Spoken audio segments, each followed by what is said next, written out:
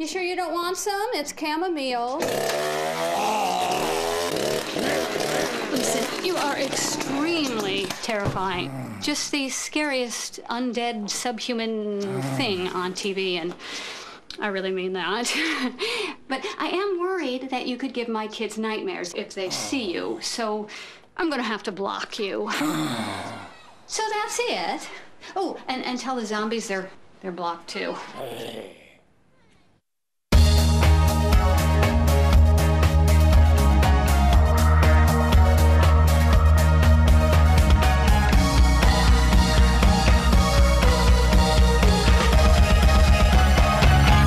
Welcome to this edition of Life's Perspective. I'm Mike Miller. Thanks for tuning in on this red shirt day that Joe McCoy and I are wearing. Joe, welcome.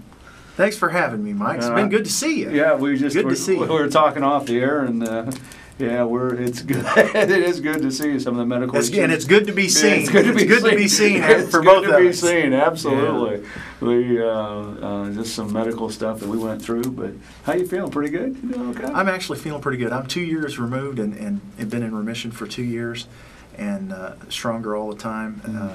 Chemo brain's all gone, fog's lifted. That feels good. That feels good. And I spent June, most of June in Battle Creek, Michigan, working on a log house where there was a lot of heavy strings, and that's the hardest I've worked since I've been sick, and it was great. Really? Yeah, it was great working with my nephew, who's that kid can pull the plow. No kidding? Oh yeah, and it's pull fun. the plow. I've heard that in a long time. He can pull the plow, and the guy that he's got with him can pull the plow too, and y'all just get in there and you work. What we've done is we took a lot of old barn beams that's been recycled and built a log house, and everything in the log house is way over 100 years old, even the roof. Wow. And we reassembled all that up. Now, was this a mission trip, or was this just... No, this is not a mission trip. This was actually a paid gig. You got paid for this. Got paid to go to Michigan and stay in a hotel and eat catered food and work for some great people. Worked for a retired colonel, and his wife's a retired lieutenant colonel from the Air Force up there. Wonderful, wonderful family. And he was an A-10 Thunderbolt pilot in Kosovo. Oh, my. And one of the first people to go into Iraq, too. So there's a really interesting story. Great people, great project, great people to work with. So I've had a lot of fun, and I'm tickled to death. You know, my parents taught me to be grateful. You go through chemo a little bit and wonder if you're going to be able to get out of that chair or not, up out of that bed, and you'll be able to do that.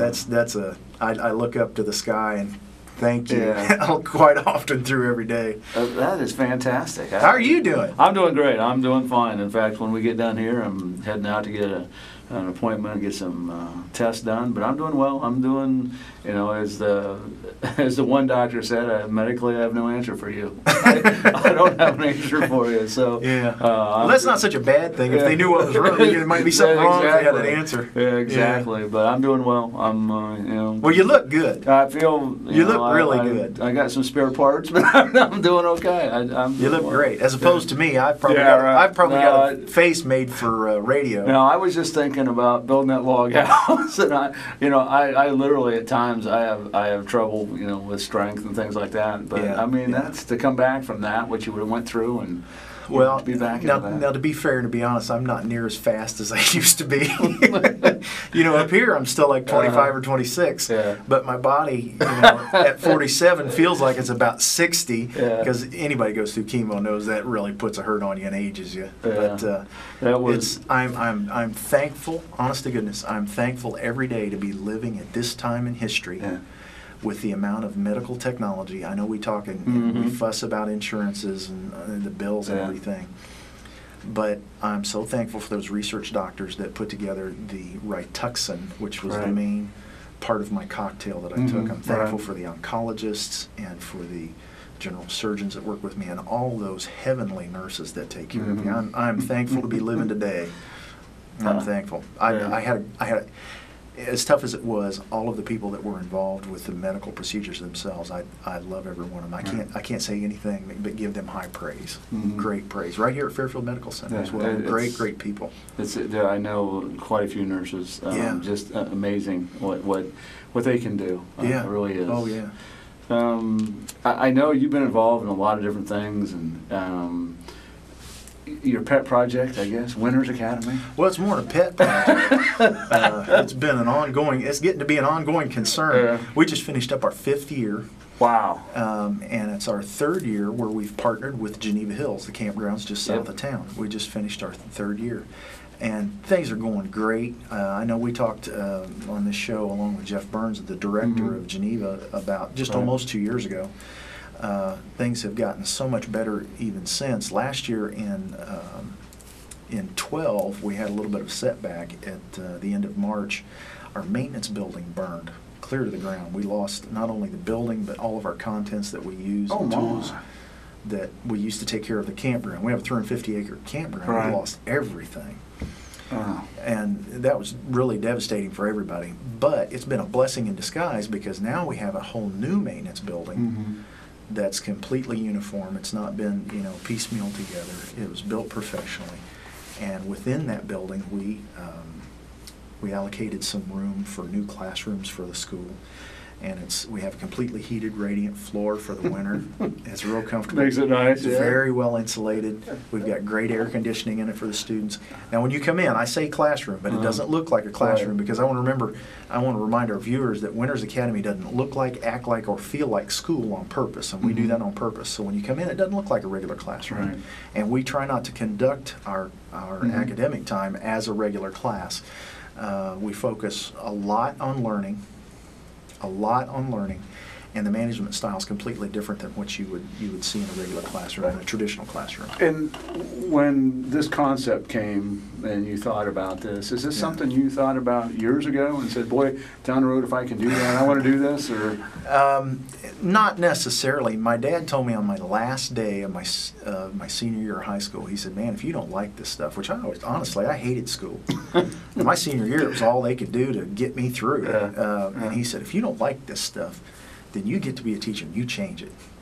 And that was prophetic, 1984, May of 1984. And I never thought that would amount to anything. And my mom was probably thinking, well, you're not going to amount to anything. But it came about, and I was in public school teaching. I was a contractor for many, many years. I grew up in construction. Family's still in business here in the county we're 51 years in business in the county now. The McCoy family is, and the next generation's coming along. It's exciting. But when I went into public school teaching just about 11 years ago, I very quickly found out that I'm not a public school teacher candidate. And that's not a derogatory statement toward public school teaching, and it's not meant for me. It's just there's certain people that do that. And I went into inner city Columbus to work with some challenged kids and found my real niche. And that was in 05. We started in August of 05 up there, and then by November, the early part of November, Dr. Swain, who ran the program at the time, set me down along with my teaching partner up there, my teammate, and said, Joe, you need to start thinking about doing your own program in Fairfield County. There needs to be something like that. And it wasn't very long. That just blew my mind. I was going to say, what was your reaction? What did you say? I was taken aback, and it took a while to process that for it to even soak in. And I was telling my wife about it. My wife was all for it. She said, yeah, that's why you're put on this earth. Right. She knew immediately what was going. But it took a long time to convince me. Everybody around me that heard it was all for it. Immediately, let's go. Yeah, do it. But it took me, let's see, probably another good 10 months to get on board with it, because I was... What was the reservation? What, you just didn't think it was right, or it didn't, what seemed to hold you back? Well, it just, it didn't seem like the right thing for me. There's so many challenges, so many unknowns, and which my father would jerk me up around the collar because he said, those are the fun things. Attack those unknowns and let those be the fun things. And he's right. Sure. So we finally got to it and worked hard at it. And it's been a lot of hard work. It's baby steps the whole way. Some private schools have started and gone further, but we are where we are. We've got new building, all new tooling, textbooks, computers, everything, and we have absolutely zero amount of debt. That's a big thing. Now, it took a little bit longer, and people advised us we needed to get a loan, but I personally hate debt, and we've done it all, and we have zero debt, no outstanding bills. Now, if somebody wanted to find out more, is there a website, phone number? You can go to winnersacademy.org. Okay. winnersacademy.org. And you can like us on Facebook, too. Now, the Facebook page right now is a little bit dormant because what we like to do is, obviously, while we're out of school in the summer, there's not a lot of activity. Right. But we like our students to take care of that and update with photographs and daily blogs, those kind of things. That gets them involved in that and helps them feel a part of everything. And they actually do it a lot faster than I do. Now, is it the number of students, is it both male and female? Is it? Well, we don't have any female teachers as of right now. Okay. So we're not going to take any female students. Now, we would like to do that because traditionally, in the past, girls do better in these programs. They outperform the guys, to be honest. They really get after it. Yeah. It takes 5 guys to keep up with any girl. And, of course, that's true in life. Sure, absolutely. That's any guy is going to need, it's you're going to have trouble keeping up with a girl. But it's the ratio is there's 1 teacher for every 7 students. And we don't have a lot of things carved in stone at the school because we try to be flexible, but that is one thing that is carved in stone. No more than 7 students for 1 teacher. And we do that on purpose so that those students can get the maximum amount of personal attention that they need. And we got that through doing some quick studies and research on athletic teams. You go out to any football team, high school football team, like Lancaster has so many, they'll have 10 coaches for 80 players. Oh, really? Well, that's a 1 to 8 ratio. FCA was blessed and made it to the Final Four in basketball. Well, they had 3 coaches and a trainer for 10 players on the, Well, why is that? Well, they need a lot of individual attention. So that's where we came up with that, and it works really well having those small classes like that. You get a lot of good team building cohesion, and a lot of our activities are meant for team, to build team. And we work, and I'm going to be honest, and this might take a few people back, but it's really designed to do this. We don't focus on academics, and we don't focus on the construction, which is what we do in the afternoons. That's not our main priorities. Our main priorities is trust, hope, and belief in every student. Those are the 3 main things. And if we get them to trust in themselves, believe in themselves, and put that hope in themselves, when they get that, all that other stuff falls into line. When a person believes in themselves, and they have hope, they're going to trust that what they're going to do is right, and they learn to do that. The academic piece, that confidence will come in. And then the construction piece, which, we spend... maybe if I digress a little bit, it'll help people understand, but we spend a half a day in pretty rigorous academics. Since it's only 1 to 7, they get a lot of individualized attention, and they get a lot of individualized attention. There's no way to slack off. And then in the afternoon, we have residential construction classes as well, and within there, they earn a nationally recognized certificate. And this is all done at Geneva Hills? Right at Geneva Hills. It's real close. All of our projects are at Geneva Hills, and we've got... in fact, we've got some photographs, I think, that our producers will show here right quick of what we've just completed this past year. We partnered with Fairfield Foundation. They provided a grant for us, and the main lodge for the camp, Geneva Lodge, which was built in 1964, is obviously, as much as it's used and pushing 50 years, it's needing some updating.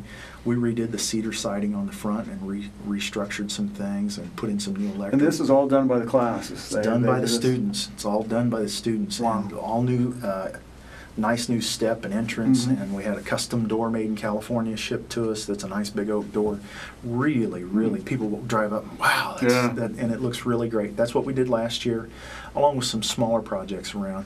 And then this coming year's project is actually the Beidler House renovation, which is one of the original houses built on the campground. And it was the second greenhouse, green building house built north of the Mason-Dixon line. And so then there was 117 volunteers worked on that based on the journal from when it was built. And that's what we're going to be doing this next school year, and probably a little bit into the following in 14 and 15. Our projects obviously have to go a little bit slower because we are a teaching program. Those are exciting. We're excited. Oh yeah. Is it when we talk about? You mentioned earlier that. Am I talking too much? I feel like I'm talking too much. No, you're doing fine. Okay. You want me to talk more? I can talk more. Absolutely, that would be great. We're talking about the school itself and policies and procedures. Yeah. But I mean, you have to have those, I guess. But this seems a little bit more that it's, we're going to accomplish this. This is what we're going to get done. This is our end goal. This is what we want to get there. Yeah, and it is. And in fact, one of the things that's held us back on recruiting students a little bit is you talk about policies and procedures. Winners Academy, as much as anything, goes out of its way to avoid those. Right. But we have to, obviously, we have to follow the rules because there's the state says this is what you have to do, and of course we want to comply. And what's happened, and one of the really exciting things that's happened just over a year ago and has really stepped up this year, is Dan Montgomery, who's head of the ESC, Educational Service Center. Right. He's the county superintendent, has really come on board and fell in love with this program. And he has put us in contact and put us in front of every other district superintendent in the county. So all of the students will be drawn from the entire county now. And that's real exciting. Yeah, that's a big step. That's huge. When you get somebody like Dan Montgomery, he's a quick study on people. You don't have to be around him very long, and he can size you up. And he came out and looked at the program and really likes it. And we've had some good people that has supported us and promoted us at the district level. And we had a student from Walnut Township we worked with last year, and that was kind of a test case, if you will, and it went really well. Everybody was very satisfied. So this year we're actually stepping up, and we'll have students coming from all over the county. That's fantastic. Yeah, it is exciting. It is exciting. Now, when you talk about building projects, I mean, they're not cheap to do. No, they're not. So, can people donate to you? Can they donate money, donate materials? We urge people to donate. We beg. We beg people. Would you donate this? Would you donate this? But it's and we have a lot of great partners. Like I mentioned, Fairfield Foundation. Amy over there is such a great lady to work with, and she provided funds for the renovation on the Geneva Lodge. And then Lowe's is always a great sponsor and great partner, and they have people that come out and just love working on the camp. They actually did the landscaping on it and did some wonderful things there that really, I have black thumbs and black and blue thumbs from smacking it with a hammer. I don't have a green thumb. And so been there, done that. Yeah, and so they came out and did that. We've got great partners. We've got great mechanical type people, electricians and plumbers that partner with us and things like that. And so we've got some good partnerships that have been established from the past, and we're establishing new partnerships on the long. And we've got great sponsors as well. And we're always looking for new sponsors because we don't want to overload the sponsors we have. Because the monies that were available 10 years ago just aren't. They're just not. They're gone. They poof. And so it's like me going to a drag race or something with money and just where'd that go? Poof, it's gone. So when the kids are doing at school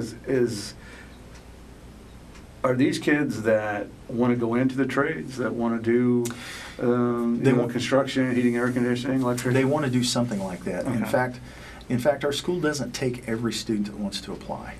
We're looking for a specific student that is a kinesthetic, tactile learner. That means they're. I was going to say, you're going to have to explain that. They're hands-on learner. Because the crew just didn't know what was that. What was that he said? If you, your viewers will notice that I'm very animated with my hands, and in fact, if you was to tie my hands, I couldn't say a thing. So I learn. The majority of my learning is done by hands-on. And in fact, everybody, before they actually truly learn and understand something, they have to do it themselves. Regardless of their learning style, to really get it and understand the entire concept, you actually have to put your hands on it and do it. Well, there's certain learners that's the best way they learn.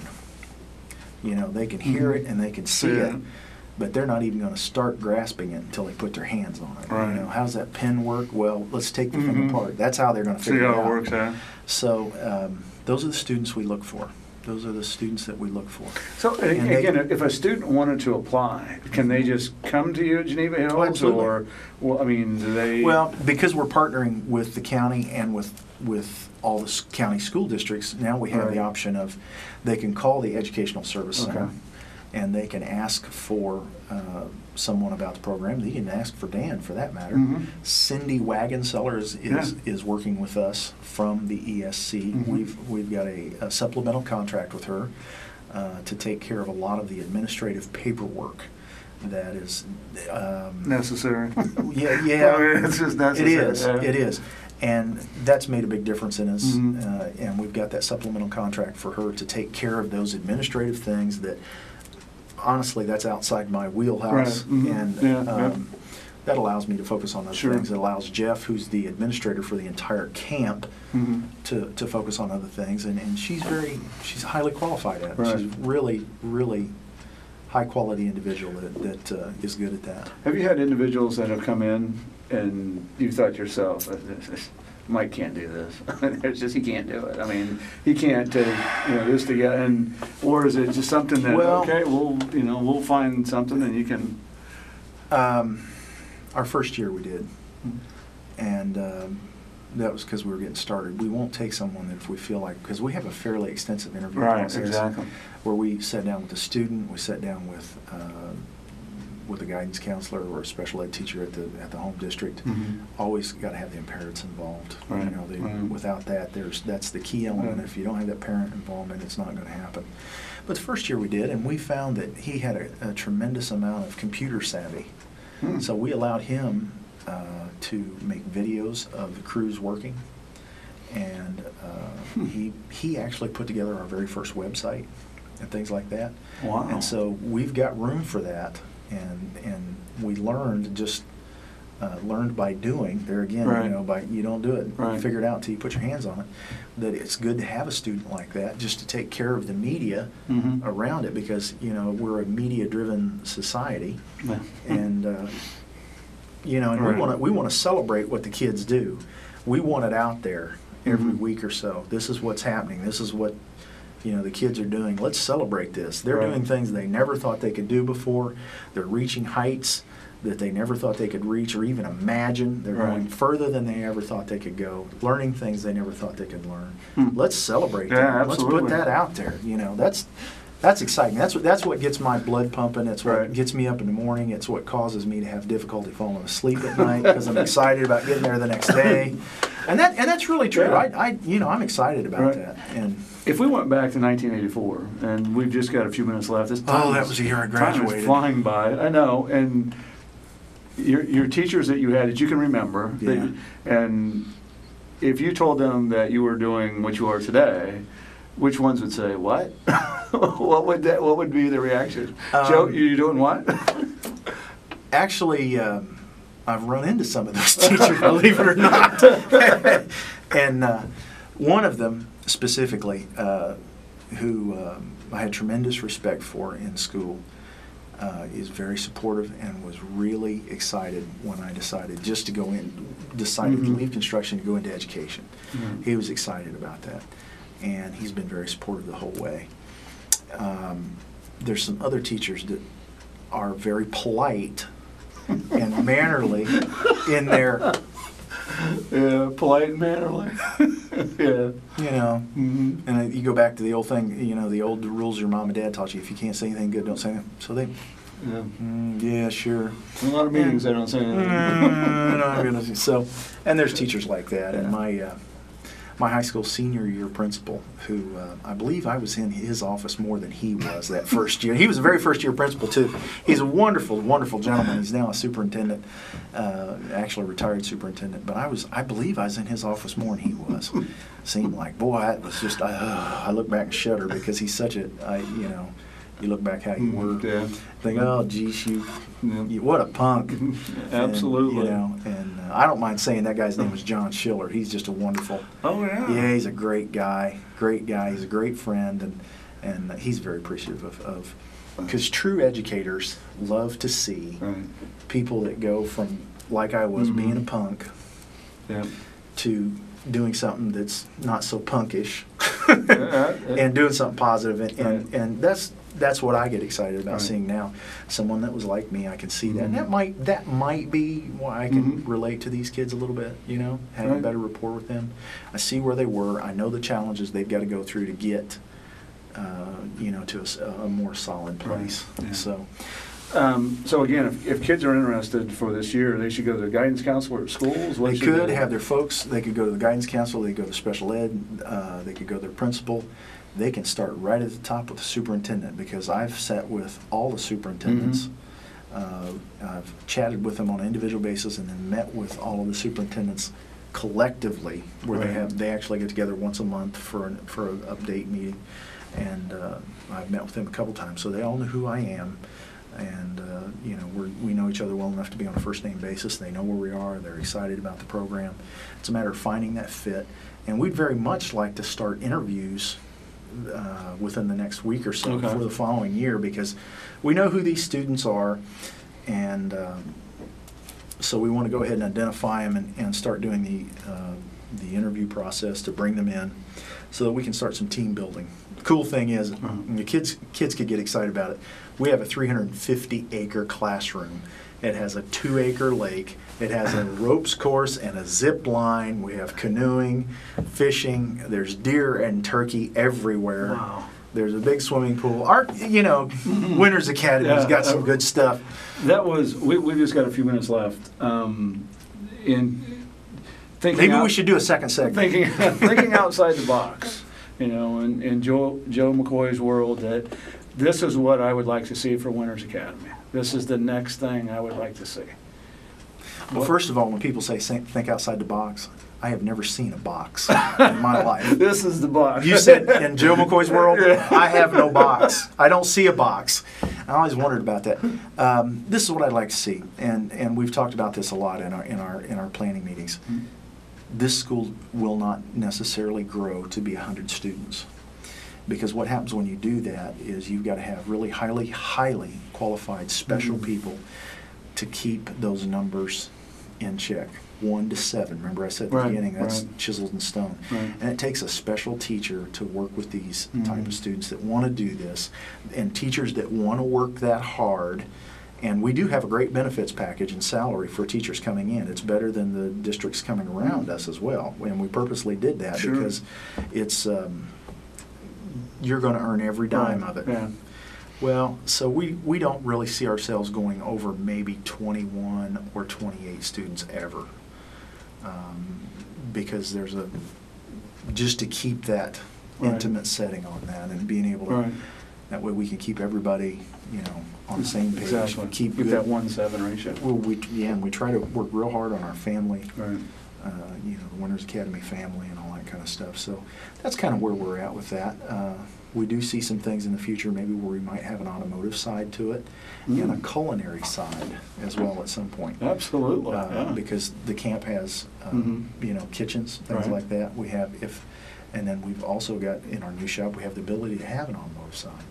You know, because our new facilities are they're really top flight. And it's nice to have. That is fantastic. Well, Joe, we appreciate you coming in today. Thanks for letting me talk. Yeah. I feel like you're good. I talk right over you. No, you're good. I enjoy it. I just sit and listen. I mean, just on the spot. But a person like you, you're a handsome and powerful man. Yeah, right. You know, you should be. Absolutely. Yeah, exactly. Yeah. As the crew's laughing in the background. Joe, once again, Well, the crew in the background are afraid to get in front of the camera, so they don't really get it. They don't really get a say.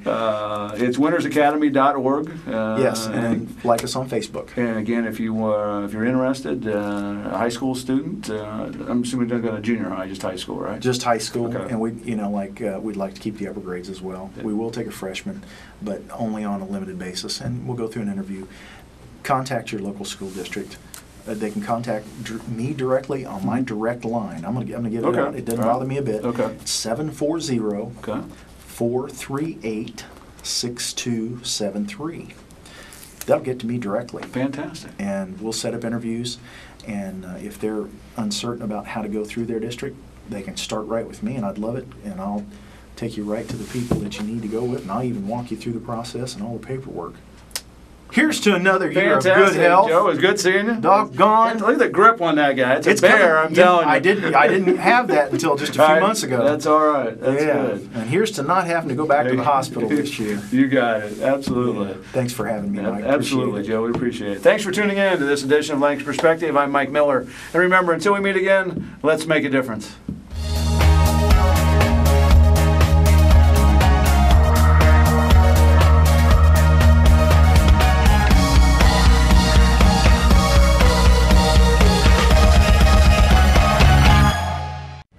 There are so many fun things we all can do to be healthier, no matter who you are or where you are. So let's move. Oh, here we go. Let's stretch in the grass. What a play. Let's play tag. Wow, unbelievable. Let's jump up and down. Oh, what a way to finish it. And most of all, let's eat better so that we have the energy we need to play an hour a day, every day. Everyone can play. Just go to letsmove.gov to learn more.